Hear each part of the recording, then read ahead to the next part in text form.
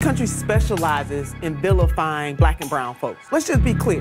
The president picked that narrative about gang activity deliberately because he's picking that narrative to explain, our Hispanic, mainly Hispanic on the southern border, sisters and brothers. He doesn't use that same narrative with other immigrants in this country. Even when he made the country comment, he was talking about countries and nations of color. So let's not delude ourselves. This is a deliberate narrative that the president has used. It is a deliberate policy that his administration has put in place to dehumanize black and brown people in this country, and it plays to a certain segment of this country. I do look forward to the midterm pitch that the United States of America specializes in vilifying black and brown people. I do not think that would work for Democrats. They do. Take it to the polls. Take it to the voters and enjoy. No, we will take it to the polls, but the history of this country, too. How many examples would you like me to give you about how this country specializes in that? This is not a great, this is not a great pitch. 1619.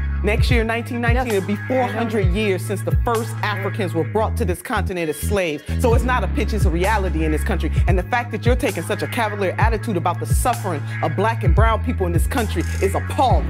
No, it's not. It's absolutely appalling. Are you trying to say that this country does not specialize in racism and bigotry? I am saying that racism exists. I am saying that the United States of America but you have the luxury. You have the luxury to be cavalier about it. But people, my folks, don't have the luxury of being cavalier about it. Listen, I think the fact that you don't understand my point because you never lived a day in my shoes or the shoes of my ancestors.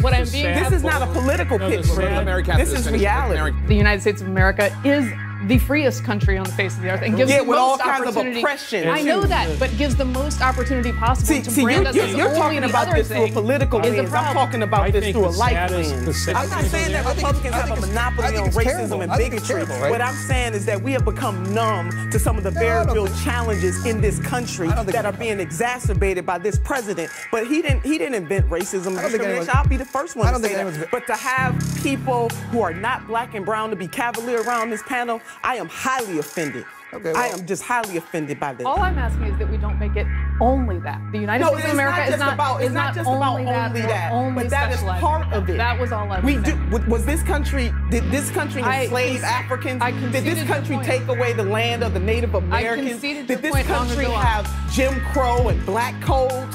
That's not in my imagination. No, it's not. And still, there are articles that are being written right now that still says that it'll take about 228 years for the average African American to catch up with the wealth of the average white person in this country. And we all have to care about it. So it is race and it is class. But to say that our country, the country was founded on racism and bigotry, David, and it does. But to say that America specializes. Black men are being shot. Oh my Lord. You shouldn't say it specializes. It specializes in it.